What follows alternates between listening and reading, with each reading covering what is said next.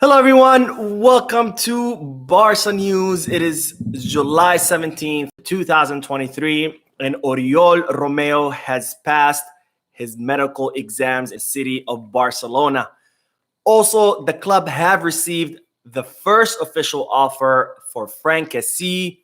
And finally, it seems that Real Madrid actually suffered 330 million euros in losses, which was not reported about. But I'm here to tell you all of those details.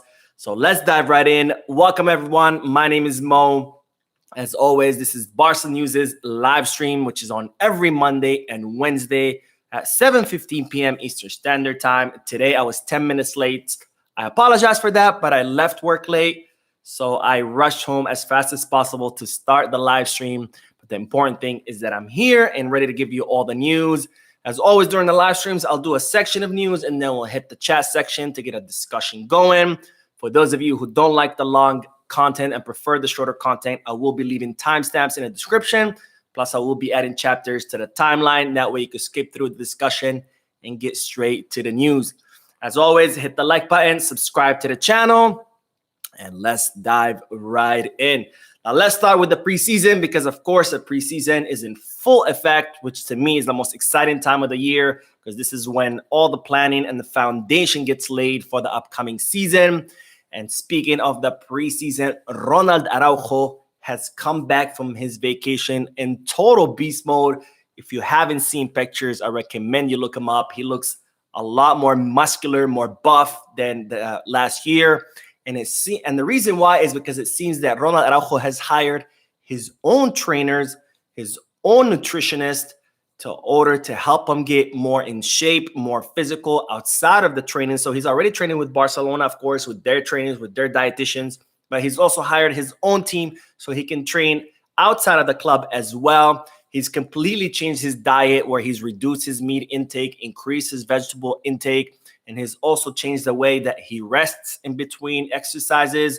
And of course, he is doing a different kind of exercises with his own trainers than he does with Barcelona, kind of like to vary things out. Of course, if you keep doing the same exercise, you're going to end up fatiguing yourself. So Ronald Araujo showing his total commitment to the club, hiring his own trainers, his own dietitians from his own pocket, because not only does he want to be in the best shape of his life, he also wants to avoid injury because he was not happy that he was injured too many times last season.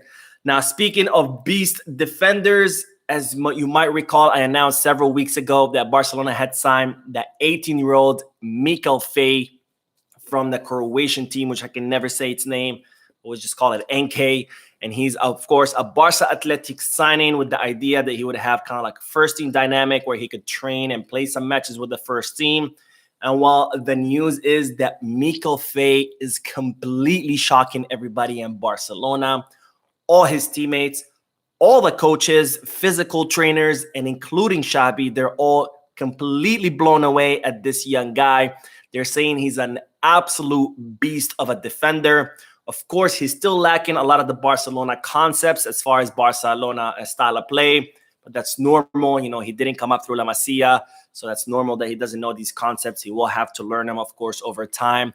But nonetheless, it's reported that all the Barcelona coaches are completely blown away at this 18-year-old defender. They say he's very, very fast, very physical, extremely powerful, which, of course, are all attributes that are very important for a Barcelona center back. So Barcelona think that they did a really good signing, and the reports are all extremely positive. And Barcelona think that if they can continue working on development Mikayil Faye, that he could for sure become a future starting center back for Barcelona because, again, this young guy is completely blowing people away. Now, it seems that Mikayil Faye will continue the preseason with the first team because Xavi wants to continue monitoring the development of this young player, which, of course, is great news because who knows, it looks like Barcelona might have signed a total jewel for very little money. So let's head to the chat section, and then we'll talk about Gundogan, who was presented today, and, of course, Oriol Romeu and Pablo Torre with the whole Girona deal. All right, let's see, everyone. Prin says, let's go. Let's go, Prin. What's up, Mark? What's up, Mr. Ali? Jeebs, how you doing, man? Musa, everybody's in the chat section. I'm loving it. Ronaldo says, Mo, I'm calling from Trinidad and Tobago in the Caribbean. Can you shout out Barca fans in the Caribbean? Yes, shout out to all the Barca fans in the Caribbean. There's a lot of Barca fans in the Caribbean on my channel, which is amazing. I love the Caribbean. I wouldn't go right now. It's too hot, but I love the Caribbean. And I love its people, its food, everything. So shout out to everybody in the Caribbean, including Trinidad and Tobago. All right, Mark says, what's the plan for Lewa gets hurt before Roque can join the team? That's a good question. You know, I've seen it looks like Ansu Fati is going to be staying. So, you know, we could always see Ansu Fati because he can also play as a 9, you know, maybe take that spot of Lewandowski. Of course, we saw Ferran Torres sometimes fill that spot, but we all know that Ferran Torres is on his way out of the club. And maybe we could see some Barca athletic players, you know, like Alarcon, who can come up and fill that position if Lewandowski does get injured. Hopefully that doesn't happen. But let's see. Hopefully the Polish striker can hold on through the first half of the season. Okay, let's see. Jamie says, finally made it. Watching from Mozambique. Wow, 1:30 a.m. That's amazing. Thank you, Jamie, for that, for staying up late to watch the live stream. But by the way, there's a lot of people who watch the channel from Africa. It's pretty freaking amazing, especially with the time difference. You know, thank you guys. I get a lot of support from a lot of African nations, so that's pretty amazing. Ibrahim, what's up, my brother? Welcome to the live stream. All right, let's do one more. And Curtis, you're from Trinidad? Or are you just saying that? Let's see. Crispy Chicken is in the chat. Prince says, first time to your live session. What's up, Prin? I love when people join the live stream for the first time. Hopefully, it'll become a regular thing for you. And Alex from LA. What's up, my West Coast brother? I'm from Vegas, so that's why I say you're my West Coast brother. You know, when you're from Vegas, you're constantly in California and vice versa. But all right, let's get back to the news because today, İlkay Gundogan. By the way, I can't remember who, but someone mentioned on the video yesterday that it's actually pronounced Gundogan because the G is silent in Turkish, the G with the little, I don't know what you call it, little hat. I'm sorry. But apparently it's pronounced İlkay Gundogan. So thank you for whoever suggested the correction. It's İlkay Gundogan, was officially presented today as a Barcelona player. Of course, as always, as all presentations go, he signed his contract in front of the cameras. And he was brought on in the Ciudad Esportiva with the full Barcelona uniform to do some dribbling. And then he took some pictures, of course, with his wife, with his baby, who was wearing a Barcelona onesie.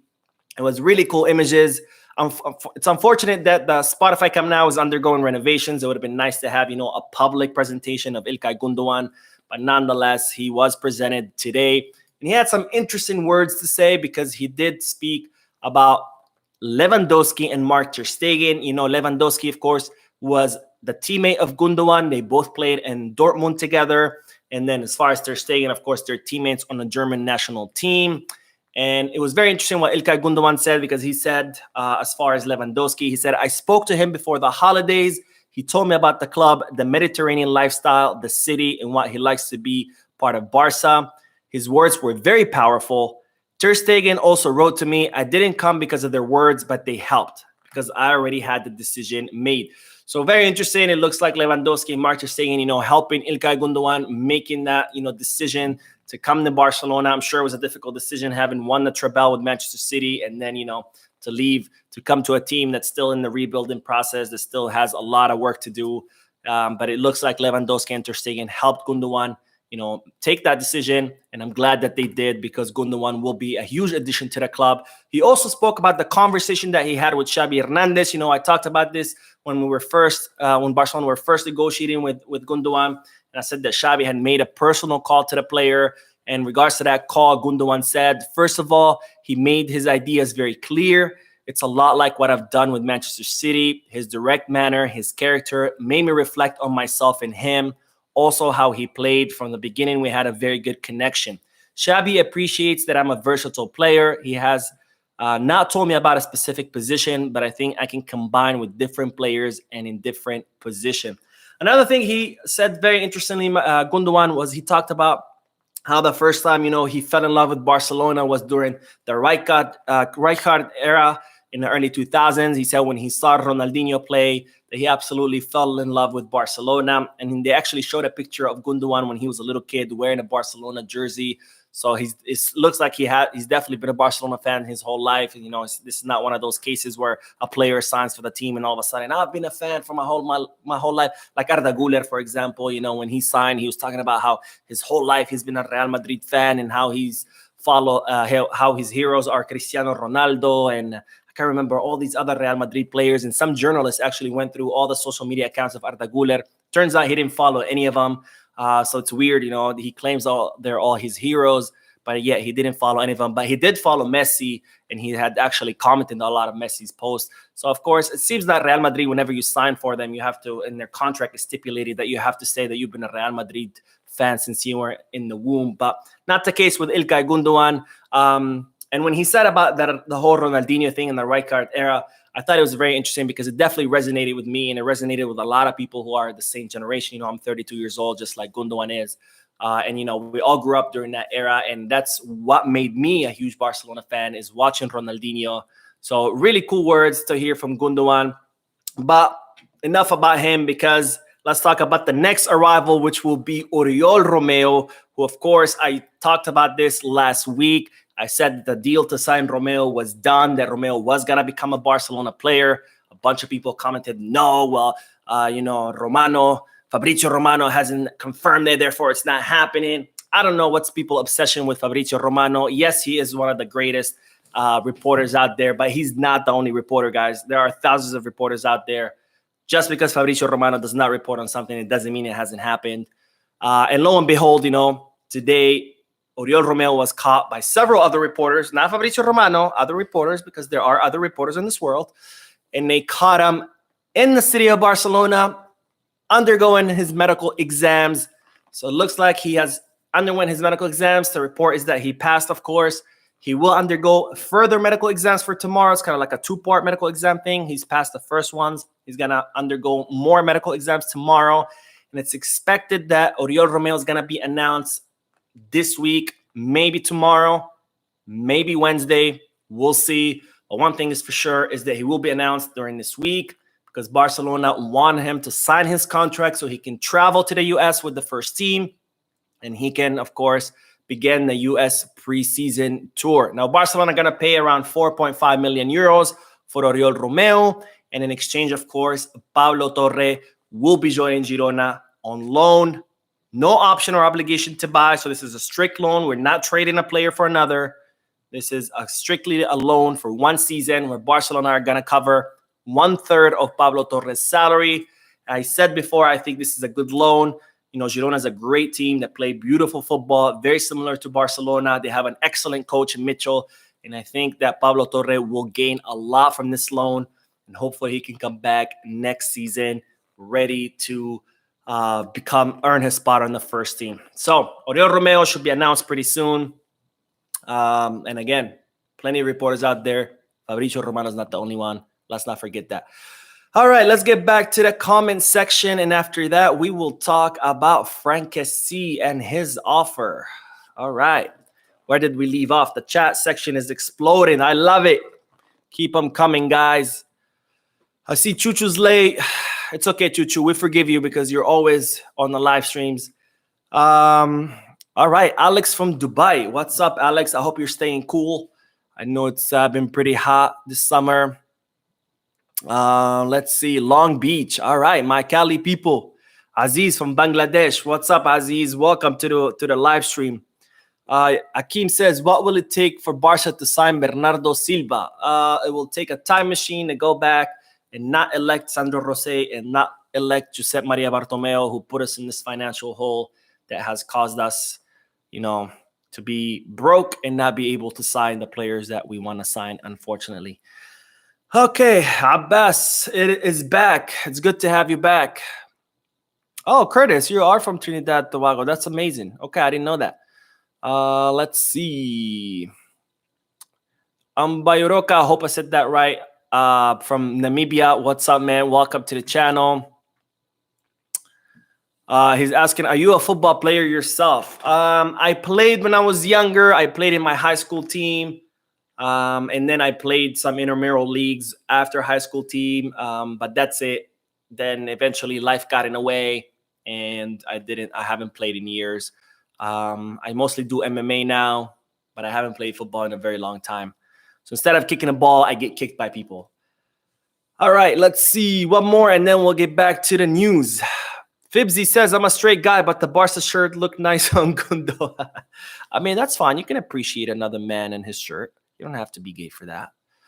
Chuchu says, wish Barca good luck this season, but I won't get my hopes up with Romeu as pivot. I will, because Romeu has been top 3 pivots last season. Very underrated player. You know, unfortunately, it's a shame that Barcelona fans are already writing him off, and the guy hasn't even signed his contract. I mean, you know, sometimes I say that Barca fans are toxic, and people get mad at me when I say that. But I mean, look, the guy hasn't even signed his contract, and people are already saying he sucks. So, but anyways, let's get back. Speaking of midfielders, let's talk about Franck Kessie, because Barcelona have officially received their first offer for Franck Kessie. Now, the offer is from Juventus. I talked about this yesterday in yesterday's video. Juventus really want Franck Kessie. You know, now with Pogba going to the Saudi Pro League, they want someone to take his spot. They think if Franck Kessie is the perfect player to take that spot, to be the leader of the midfield. And as a result, they have made an official offer to Barcelona. This is the first official offer for Franck Kessie, because yes, there are plenty of clubs interested in him, but it's all been just conversations, phone calls, nothing official. Even Al Nassr, who offered Franck Kessie a lot of money, the offer was to the player himself, not to the club. So this is the first official offer from a club that Barcelona have received, and it's from Juventus. But the problem is that Juventus want to take Franck Kessie on loan with an option to buy, not an obligation, with an option to buy worth 15 million euros. They would offer Franck Kessie 6.5 million euro salary, which is close to what he's making at Barcelona. And they would offer him a 4-year contract. And if, you know, they do activate that option to buy next season in 2024, they could potentially add another year to the contract. So again, loan with only an option to buy worth 15 million euros. And of course, that's going to be unacceptable for Barcelona. Barcelona want either a permanent transfer of the player or a loan, but with an obligation to buy. You know, they don't want to go through the same crap as the summer where all these players who went on loan all of a sudden are coming back. Now, once again, you have to figure out what to do with them. No, they want you either take them forever or you take them on loan, and next summer you take them forever with an obligation to buy. So it's not going to be a deal that to the liking of Barcelona. As far as Franck Kessie himself, you know, he's been insisting he doesn't want to leave to the Serie A because he wants, you know, he feels like that chapter is over. But there are now reports saying that Franck Kessie is slowly becoming more accepting of the idea of going to the Serie A. You know, he thinks maybe, you know, being the leader of the midfield in Juventus could give him, could be perhaps, you know, a little convincing to him, you know, because not only would he be starting, but he would have an important role, which is something obviously that he doesn't have at Barcelona. So the deal is becoming more convincing to Franck Kessie. Barcelona, again, they don't want a loan with an option to buy. They want a loan with an obligation to buy or a permanent transfer. Let's go back to the chat section, and then we'll talk about Real Madrid, because the Telegraph have done another investigation and they've uncovered some pretty interesting stuff, which you will not hear in the mainstream media. So let's do the comment section, and then we'll talk about that. Okay, let's see. Where did we leave off? I forgot. Jig says Barca must sign 10-year contract with Qatar team to use our name for 10 years. It's a little bit more complicated than that, you know, because we have to figure out how much control we would have over that team. You know, Barcelona don't want to just anyone to use their name, and they don't want to not have control over that. Okay, Kadan says it'll take a lung and a kidney. I don't know what you're talking about. Okay, let's see. Halo says, happy Girona took Torre. Getting more playing time is key to his development. I agree. That's why I'm very happy that Girona have, you know, signed him. Chuchu says, I'm going to be on you, Mo, if Romeu flops. I mean, if he flops, he flops. But let's at least give him the chance, you know. Let's not write him off before he hasn't even arrived. Let's see. Fibsy, I just answered that question. Let's see what else. One more, and then we'll talk about Real Madrid because, like I said, guys, very interesting stuff. Chuchu says, I hate how Kessie is being treated by Barca. Okay, so I've heard this comment a lot. People saying, it's not nice, blah, blah, blah. Look, guys, at the end of the day, this is a football team, a football club. It's a business. It's not a charity. You come. If you are good enough, if you can make it, you stay. And if you're not, we have to offload you. A lot of people are like, oh, well, where's the gratitude? Franck Kessie came for free and did not accept. Gratitude doesn't get you trophies. Gratitude doesn't get you money. You need players that can work, that can provide for the team. And if not, you need to be sold. I'm talking about one of the biggest clubs in the world. We can't just keep players on the bench earning millions of euros because, he came free. So we keep Ferran Torres because he came to the club. I mean, so we should be grateful to him that he signed for Barcelona. It's just not how it works. Should we keep Dest because he came to Barcelona? We should be grateful to him? No. If you work, if you play, if you're good, you stay. If not, you have to get rid of you. Simple as that. This is not the time, especially now with the financial situation of the club. This is not the time to be keeping players on the bench just because we're grateful to them. This is not a charity. This is a business. Okay, let's talk about Real Madrid because why am I putting my glasses on if I'm not going to be reading? Let's talk about Real Madrid because the Telegraph have done another investigation. I talked about this. I think it was last week's live stream. The Telegraph did an investigation and found out that Real Madrid had 122 million euros on one of their filings that was unexplained, that nobody knew what it was for. And it seemed that Real Madrid was kind of trying to, cheat on the financial fair play rules. Of course, as predicted, nobody reported about it because God forbid the mainstream media in Spain say anything bad about Real Madrid. And now the Telegraph, ladies and gentlemen, have did it again. Just like Britney Spears said, oops, I did it again. But Telegraph have released another report revealing that, guess what? After all the crap that we got for activating economic levers and for selling assets of the club to generate money, well, lo and behold, guys, Real Madrid did the same exact thing. But of course, the Spanish media were completely silent on it, so nobody found out. And everybody was just talking about how Barcelona are broke, how they're a laughing stock, they're selling their own assets. Ha, ha, ha. What a broke club. Well, turns out Real Madrid did the same exact thing. They too were having financial problems, and they sold 360 million euros of future revenues to the American firm Sixth Street in order to develop their stadium, the Santiago Bernabeu. So they activated one economic lever worth 360 million euros in order to get financing to renovate their stadium. But that is not it. Real Madrid activated a second economic lever, and that's those 122 million euros that were unexplained on their finances. That's exactly what that was. There was a second economic lever that Real Madrid activated where they sold future income to another American firm for 122 million euros. So that's close to 500 million euros of economic levers that Real Madrid activated versus Barcelona 700. But yeah, of course, we didn't hear anything about those 500 million. Nobody talked about it. Everybody's just laughed at Barcelona for activating economic levers, and turned out Real Madrid did the same exact thing. Now, how did we find out about this? It seems that UEFA sent a warning to both Barcelona and Real Madrid saying that any income from the activation of economic levers, so any income that the clubs make of selling their own assets, will not count as income on the financial fair play rules filings, but instead it will count as debt. So when UEFA sent that message to both clubs, that's how the Telegraph found out about this.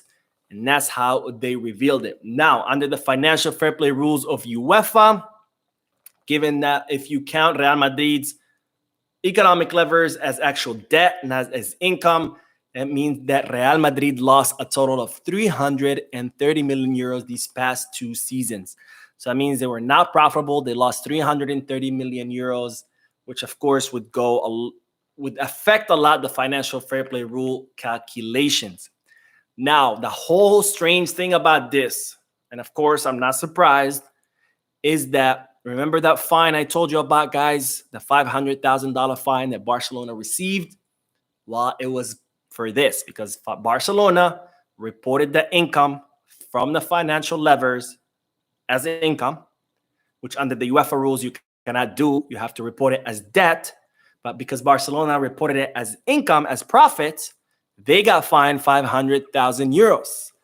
But of course, the question of the day is, where the hell is Real Madrid's fine? Because they did the same exact thing. They too reported the income from the financial levers as income, not debt. Barcelona did the same thing. Barcelona gets a fine. Real Madrid doesn't. Barcelona gets laughed at in the media. Real Madrid, nobody hears about it. Are you guys surprised? Because I'm not. Because this is La Liga, ladies and gentlemen. But anyways, that's all the news I got for you guys. So we have several more minutes so we can continue the discussion going. Tell me what do you think about this news. Make sure you hit the like button. Wow, we're almost at 200 people watching the live stream. That's amazing. We've never hit that. I think it was like last week or the week before that for the first time we hit triple digits. Oh, 201. Let's go. But only 59 likes, guys. That's only 25% of people watching have hit the like button. Let's all hit that like button because, again, you're not going to hear about this in the mainstream media. Nobody's reporting about the Real Madrid economic levers, and nobody will either. If you Google it right now, you will find only the Telegraph report, and that's it. So make sure you hit that like button so YouTube recommends this video because more people need to hear about this because this is absolute BS that Barcelona gets punished for doing the same exact thing that Real Madrid does. Okay, let's see. Where did we leave off? This chat section is exploding. I love it. Abbas says, Puig is looking to come back. Actually, he's not. He said he wouldn't come back because he was not treated well. That was his statements, or they didn't value him or something like that. That's a closed chapter. Ricky Puig, you know, he had his chance. He was one of the most promising players in the academy, and unfortunately, he just lacked the commitment. You know, he preferred to party, go to the casinos, have fun versus, you know, dedicate himself to the team, which, look, I get at that age, I too love to party. I mean, hell, I'm 32 and I still love to party.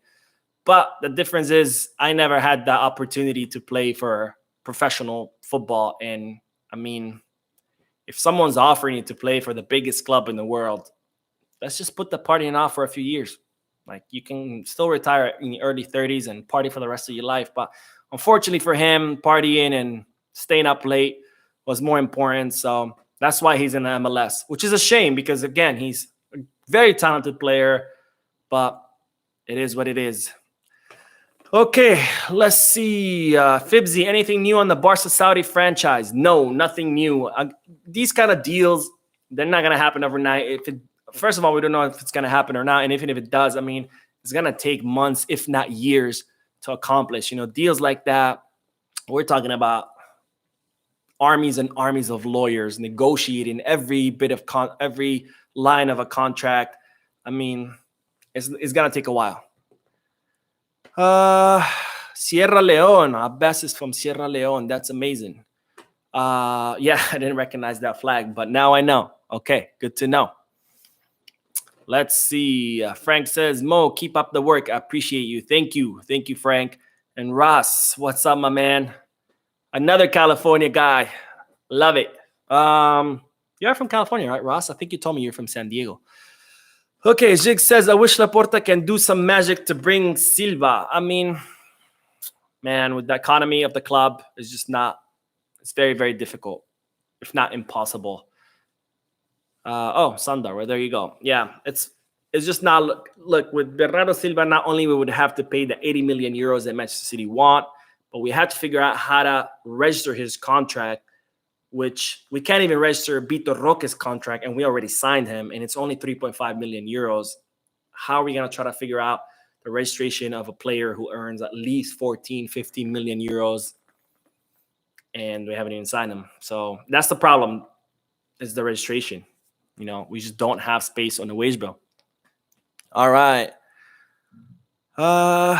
Let's see. Alabi says, can you play football also? So I just mentioned it a few minutes ago. Yes, I played in high school, and I played some intramural in college as well, but haven't played in years. Habas says, do you watch other Barcelona channels? Sometimes, but not a lot, just because my time, is very limited. So between my work, between preparing my videos, it's just, I try, but not a lot. Let's see, one more and then we'll wrap it up. We'll see. Yeah, Russ from San Diego. Come down for the LA game. I'm going to try, but my work schedule has been crazy busy. Actually, that's why I was 10 minutes late today for the Crispy's Guatemalan. Oh, what's up, Crispy? That's awesome. And from Chicago. I love Chicago, by the way. Deep dish pizza is delicious. But, living in New York, I have to say New York pizza is better. Otherwise, I'll get killed on the streets. Okay. Oh, Ross says I played for Youth Royal Antwerps. That's awesome. All right. Sundar says our last season financial is profit or loss. They haven't reported it yet, but I'm hoping it was profit. And Nee watching from Ghana. What's up, Nee? Okay. All right, guys. That's it. All the news for today. Make sure to hit that like button. Make sure to subscribe. I will see you guys in tomorrow's video. And until then, have a good night or good morning wherever you are in the world. And as always, peace, guys.